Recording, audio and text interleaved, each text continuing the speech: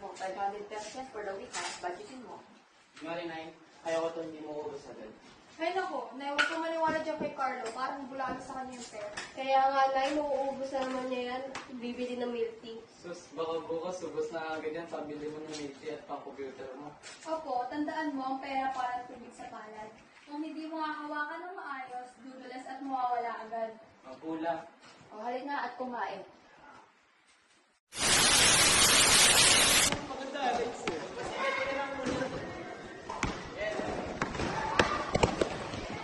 Oy, sayang! Pare, nakakapagod! Ako rin, nawauna ako. Tara, lumot tayo. Tayo mo ng coffee ko yun. Refreshing na yung pasalit sa taon, no? Oo nga, napahinga nga. Nahinga kami na. Kami last year. Tama, simpo!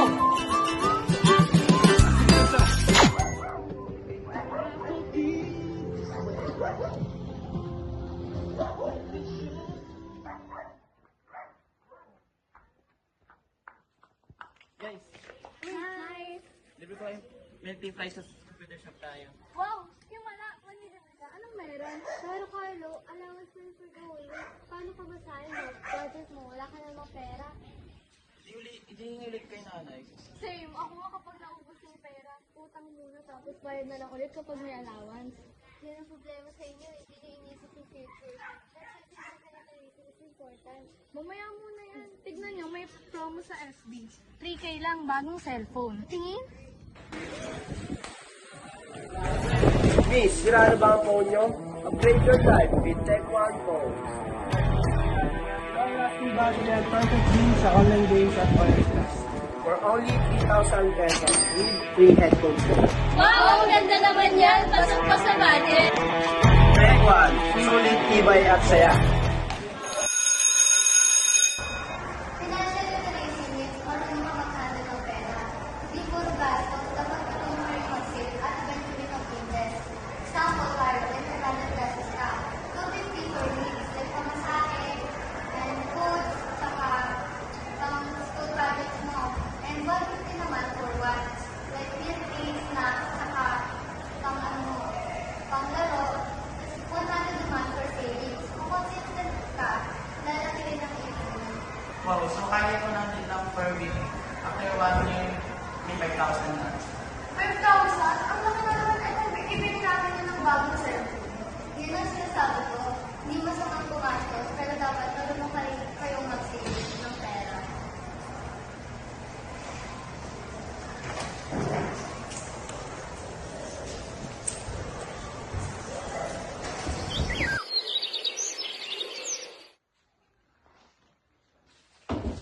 Nay, natutunan na ako.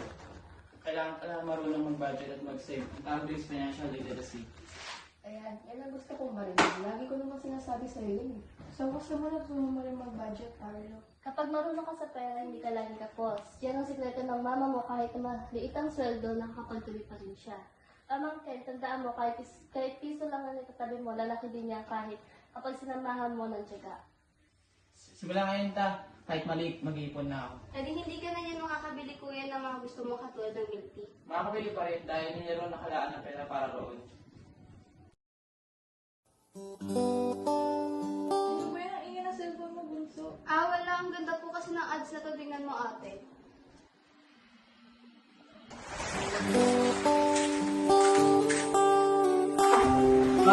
Gutom na ako. Kaso nga, sipid mo daw ngayon. Eto, kumain ka ng Lucky Bowl Noodles. Lucky Bowl Noodles. Busog sa sarap, tipid sa bulsa, para sa estudyanteng laging on the go.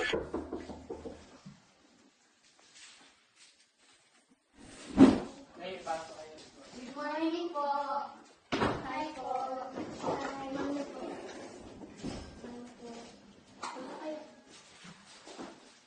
Kamusta pag-aaral mo? Okay naman po. Maayos naman po. Carlo, paano ko sa pagtutama? Sana nilayan ka rin ng mga kaibigan mo. Oo naman po. Simula po bukas mag-iipon na po ako. Good decision. Financial literacy is for everyone. Bata man o matanda. Salamat sa lahat. From now on, spend smart and save. Simula ngayon ta, umiiwan ako kahit maliit. Sana kailangan ka rin mga